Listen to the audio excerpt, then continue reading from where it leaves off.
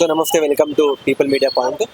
So ఇక్కడైతే కొంత ప్రజలు ఉన్నారు, అంటే వారి యొక్క చెప్పాలనుకుంటున్నారు ఈ విజయాన్ని ఎలా ఎలా అయ్యిందో, అదేవిధంగా వారి యొక్క మాటలు మనం తెలుసుకుందాం. సార్ నమస్తే సార్, మీ పేరు sir? Siddharth Bharat Nayak, Telangana state youth Congress general secretary elected. Sir చూసినట్లయితే సార్, గత 2 నెలలుగా మన పండుగ వాతావరణం అయితే కనబడింది. రాజకీయం ఒక వర్షన్ అయితే కనిపించింది. అది ప్రచారం కావచ్చు, అదేవిధంగా నామినేషన్, ఎలక్షన్స్ కూడా అయిపోయాయి. సో ఈ విజయాన్ని మీరు ఎలా చూస్తున్నారు? సో ప్రజల నుంచి ఎలా ఉంది స్పందన? ఎప్పుడైతే జూబ్లీ హిల్స్ బై ఎలక్షన్ అని పడ్డదో మేము ఒకటే అనుకున్నాం, మా కాంగ్రెస్ తరపు నుండి మేము సింపుల్గా గెలవబోతున్నామని. ఎందుకంటే అక్కడ మేము క్యాండిడేట్ని ఎవరినైతే ప్రకటించినామో నవీన్ యాదవ్ అన్న గారికి, ఆ పేరు వినగానే జూబ్లీ హిల్స్ ప్రజలందరూ కూడా ఊపిరి పీల్చుకున్నారు. ఆనాడు 3 పర్యాలుగా గెలిచినటువంటి మాగంటి గోపీనాథ్ గారు ఎటువంటి ఏ అభివృద్ధి లేకుండా ముందుకు దూసుకెళ్తున్నారు. దానికి తగ్గట్టుగా సరైన కాంగ్రెస్ లీడర్ లేకపోవడం వల్ల అక్కడ మన గోపీనాథ్ గారే 3 సార్లు విజయం సాధించారు. కానీ ఈసారి కాంగ్రెస్ ప్రభుత్వం మన బిడ్డ యాదవ్ బిడ్డకి ఇచ్చి న్యాయం చేసింది. మాకు తెలుసు ముందే నవీన్ అన్న భారీ మెజారిటీతో గెలవబోతున్నారని కూడా. ఎందుకంటే ఆనాడు మేము చూసుకున్నట్లయితే ప్రతి ఒక్కరు కాంగ్రెస్ పని అయిపోయింది, ఖతం అయిపోయింది, కాంగ్రెస్ పార్టీ గంగలో కలిసిపోయింది. వచ్చి 2 సంవత్సరాలు కాలే, అప్పటికే లేనిపోని బురదలు మా మీద జల్లి కూడా రేవంత్ అన్న గారిని బదనం చేసిరు. అయినా సరే తట్టుకొని లక్షల కోట్లు అప్పు ఉన్నా సరే దాన్ని తీర్చుకుంటూ ఈరోజు ముందుకెళ్ళి ప్రజలందరూ కూడా ఉచిత పథకాల పైన మేము అందజేసినాం. మేము చెప్పినటువంటి మాటలు ఏవైతే ఉన్నాయో మేము వెనకలు వేసుకోలే, ప్రజలకు ఇచ్చి నెరవేర్చుకున్నాం. మరి ఈరోజు నవీన్ అన్న గారికి ముందుగా కంగ్రాచులేషన్, అలానే రేవంత్ అన్న గారికి కూడా కంగ్రాచులేషన్. ఈరోజు ఇంత భారీ మెజారిటీ సాధించడం అనేది చాలా గొప్ప విషయం. అధికారంలో ఉండొచ్చు, అధికారంలో ఉన్నా కూడా మీరే గెలుస్తారని చెప్పి ఈరోజు మాట్లాడుతూ ఉన్నారు. నిన్నటిదా మాట్లాడితే మీ పని ఖతం అయిపోయింది, ప్రజలందరూ కూడా మిమ్మల్ని పక్కన పడేస్తున్నారు, మేమే గెలుస్తున్నాం అని చెప్పి మాట్లాడారు. ఈ రోజు చూసినట్లయితే కొన్ని మీడియాలో అధికారంలో ఉంది కాబట్టి మిమ్మల్ని గెలిపించారని చెప్పి మాట్లాడుతూ ఉన్నారు. వాళ్ళకు ఒకటే చెప్పదలుచుకుంటున్నాను, ఫామ్ హౌస్లో పడుకున్నటువంటి కేసీఆర్ గారికి, అలానే ఈ కొద్దిసేపట్లో ఫ్లైట్ బుక్ చేసుకొని కేటీఆర్ గారు ఫారెన్ వెళ్ళిపోతారు.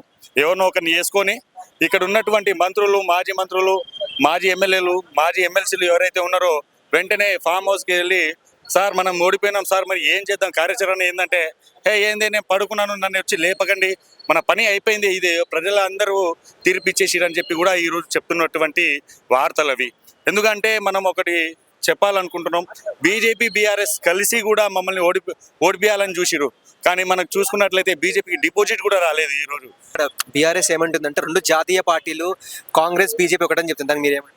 ఇప్పుడు ఒక విషయం చెప్తాను, జాతీయ పార్టీలు ఈ రోజు చూసుకున్నట్లయితే బీహార్లో మేము ఓడిపోయినాంగా, జాతీయ పార్టీలే కదా గొడవ పడ్డది.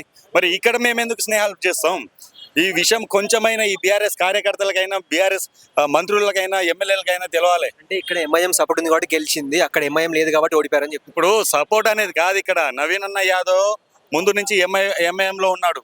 మరి ఆనాడు ఎంఐఎంలో ఉన్నటువంటి కార్యకర్తలు కూడా ఈ రోజు మరి సపోర్ట్ చేసిరు కదా, దానికి ఎంఐఎం పార్టీ వచ్చి సపోర్ట్ చేసిందని చెప్పి విచ్చలవిడిగా ప్రచారం చేస్తున్నారు. నిన్న మాగంటి సునీత అక్క గారు ఏమన్నారు, మాకేం తెలియదు, మాకు రౌడీజం అంటే తెలియదు అని అన్నారు. మన ఎలక్షన్ ఇటు జరుగుతూనే ఉంది, అటు ప్రెస్ మీట్ పెట్టి 3 మాటలు, మేమేందో చూపిస్తాం, 14వ తారీఖు చూపిస్తాం అని చెప్పి రౌడీజానికి తగ్గట్టుగా, ఇంకా హీరోయిజంగా ఆ విధంగా ముందుకు తీసుకెళ్లి ప్రజలందరూ కూడా చాలా భయపెట్టించారు. దీనికి ఉదాహరణ మన ఇప్పుడు నవీన్ అన్న యాదవ్ ఎవరైతే ఉన్నారో, రౌడీ అని కాదు, ఇక్కడ మా ఎమ్మెల్యే, మా అన్న నవీన్ అన్న యాదవ్ గెలిచిండు, చూపించిండు. 2 తెలుగు రాష్ట్ర ప్రజలందరూ కూడా ఈరోజు భారీ మెజారిటీ సాధించడం వల్ల ఆంధ్రప్రదేశ్ రాష్ట్రంలో కూడా ఈరోజు నవీన్ అన్న యాదవ్ ఎవరైతే ఉన్నారో అందరు తెలిసిపోయారు. సరే, ఎలా అనిపిస్తుంది అంటే గత 15 సంవత్సరాలుగా వివిధ పార్టీల నుంచి పోటీ చేసి ఎన్నో మంచి సేవలు చేసి ఓడిపోయారు. సో ఈ విజయాన్ని ఎలా తీసుకుంటున్నారు? అదేవిధంగా సార్, నామినేషన్ రోజు విజయారెడ్డి గారు, పీజీఆర్ గారి కూతురు విజయారెడ్డి గారు తిలకం పెట్టి మా తమ్ముడికి గెలవాలని చెప్పారు. అదేవిధంగా పీజీఆర్ కూడా ఎంతో ఆయన ఈ కాన్స్టిట్యున్సీ కాబట్టి ఆయన యొక్క ఇంపాక్ట్ ఉండొచ్చు. సో మరో పీజీఆర్ కూడా అంటున్నారు. సో ఎలా అనిపించింది ఆ బాండింగ్ విజయారెడ్డి గారు అదేవిధంగా నవీన్ యాదవ్? ఈరోజు చూసుకున్నట్లయితే విజయక్క గారు, అలానే మన నవీన్ అన్న యాదవ్ ఒకే కడుపులో పుట్టకున్నా ఇద్దరు అన్నా చెల్లెల్లాగా కలిసి ఈరోజు తెలంగాణలో మొదటగా జూబ్లీ హిల్స్ ప్రజలందరూ కూడా ఆదుకొని గెలిచి చూపించారు. ఎందుకు చెప్పనా, ఆనాడు పీజీఆర్ గారు చేసినటువంటి సేవా కార్యక్రమాలు అదే వేలో మన నవీన్ అన్న యాదవ్ గత 10 సంవత్సరాల నుంచి ప్రజలకు అందరికీ ఏ విధంగా కావాలంటే ఆ విధంగా సాయం చేశారు. మన పీజీఆర్ అన్న గారిని మరో పీజీఆర్ అన్న నవీన్ అన్నని అంటున్నారు. ఎందుకంటే ప్రజలు నేను ఒకటి చెప్తున్నాను, విజయం కూడా ఎప్పుడు సాధారణంగా వెంటనే రాదు. 2-3 సార్లు పర్యాయాల్లో ఓడిపోయినా సరే తట్టుకొని నిలబడి ఈ రోజు గెలుపు దిశగా ముందుకొచ్చి 25,000 ఓట్ల మెజారిటీతో, అది కూడా హైదరాబాద్లో ఒక సీటు సాధించినామని చెప్పినటువంటి కేసీఆర్కి ఇది ఒక గుణపాఠం. 2028లో రాబోతున్నటువంటి ఎలక్షన్ ఏదైతే ఉందో ఇది మా ఫస్ట్ స్టెప్. ఎందుకంటే రేవంత్ అన్న గారు ప్రతి దగ్గర చెప్తూనే ఉంటారు కదా, 10 సంవత్సరాలు మేమే ఉంటామని చెప్పి. మేము ఇప్పుడు చెప్తున్నాం, ఈ గెలుపుతో 15 సంవత్సరాలు మేమే ఉంటాం, కాంగ్రెస్ పార్టీ అధికారంలో మేమే నడిపిస్తాం, మా రేవంత్ అన్న గారే ఉంటారు. అలానే మా మంత్రులు ఎవరైతే ఉన్నారో కష్టపడినటువంటి మంత్రులు, ఎమ్మెల్యేలు, ముఖ్యంగా కార్యకర్తలు హైదరాబాద్ ఈ నలుమూలలో ఉన్నటువంటి రాష్ట్రంలో కార్యకర్తలు అందరూ కూడా జూబ్లీ హిల్స్లో వచ్చి ప్రతి ఒక్కరు ప్రచారం చేయడం జరిగింది.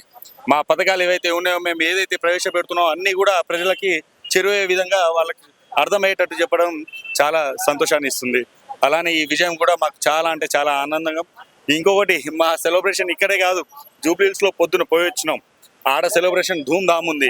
ముఖ్యంగా అంటే కేటీఆర్ గారు ఏమన్నారంటే, మాకు ఇలాంటి ఒక సిచ్యువేషన్, ఎందుకంటే రిగ్గింగ్ ఓట్లు పడ్డాయి, అదే విధంగా ఇక్కడ అంతా కూడా రిగ్గింగ్ జరిగింది, నిబంధనలు సరిగ్గా చేయలేదు. ప్రతి ఒక్కరు కూడా కాంగ్రెస్ వారు బోరమండలో 5,000 చొప్పున ఓటు, ఎర్రగడ్డలో 6,000, రహమత్ నగర్లో 7,000 అని చెప్పేసి పంచారు. సో ఈ మాటలు మీరు ఎలా చెప్పాలి? అయితే 2023-24 సంవత్సరాలలో మనకు హుజరాబాద్ ఒకటి, మునుగోడు, సాగర్ బై ఎలక్షన్లు వచ్చినాయి. అప్పుడు కూడా వాళ్ళు మిమ్మల్ని ఇప్పుడు రిగ్గింగ్ చేసి గెలిచిరని అంటారు కదా.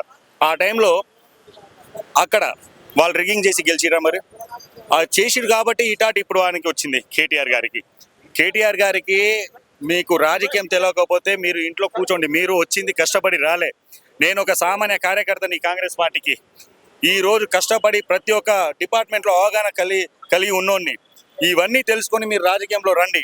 ఇవన్నీ తెలియకుండా రిగ్గింగ్ జరిగింది, దొంగ ఓట్లు వచ్చినాయి, ఇవన్నీ ఓడిపోయినాక ఎన్నో కారణాలు ఉంటాయి.